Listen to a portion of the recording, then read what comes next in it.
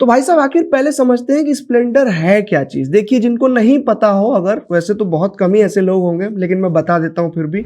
बहुत ही सिंपल सी no nonsense 100 CC की computer motorcycle है। अब कम्यूटर क्या होता है, ओवरऑल अपने आप में कोई कैटेगरी होती नहीं है एक्चुअली। कम्यूटर्स उनको इन जनरल बोला जाता है जिनको आप लेकर के ए टू बी डेली का अपने चोर्स जो होते हैं उनको पूरा करते हो। दूध लाने जाना हुआ, स्कूल किसी को छोड़ने जाना हुआ, या इस तरह के जो भी छोटे मोटे काम हैं उन पे आप आसानी से निपटा लेते हो। ईजी टू राइड होती हैं, ईजी टू मेंटेन होती हैं, और इनका जो रनिंग कॉस्ट होता है ना, जो माइलेज होता है, वो भी बहुत अच्छा होता है। तो उसी कैटेगरी की बादशाह अगर कहें हम स्प्लेंडर को, तो उसमें कोई भी गलती यहाँ पे मैं नहीं देख रहा हूँ। वो इसलिए क्योंकि मेरे पास जो आंकड़े हैं, 3,21,000 यूनिट्स अक्टूबर 2025 की रिपोर्ट अभी मेरे सामने खुली हुई है, और उस समय स्प्लेंडर के इतने यूनिट्स बिके हैं। यानी इन जनरल आप अगर देखोगे मंथ बाय मंथ, कभी 3.5 लाख के उस पार, कभी 3.5 लाख के उस पार, 3 लाख प्लस ही हमेशा इसके सेल्स फिगर्स रहते हैं। अगर कंपैरिजन के लिए मैं आपको एक और बहुत पॉपुलर मोटरसाइकिल का डेटा दूं ना, तो आप पकड़ लो होंडा की साइन। वो भी बहुत ज़्यादा नंबर्स में बिकती है, लेकिन उसके जो मंथली सेल्स फिगर्स होते हैं वो 1 लाख यूनिट के आसपास होते हैं।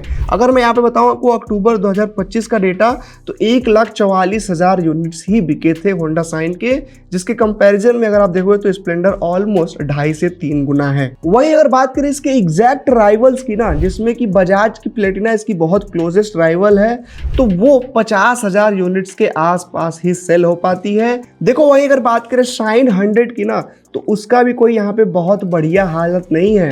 वो 15 से 20,000 यूनिट्स भी महीने के बेचने में स्ट्रगल हो रहा है होंडा को, वो लोग सेल नहीं कर पा रहे हैं। आखिर क्या कारण है यहाँ पर?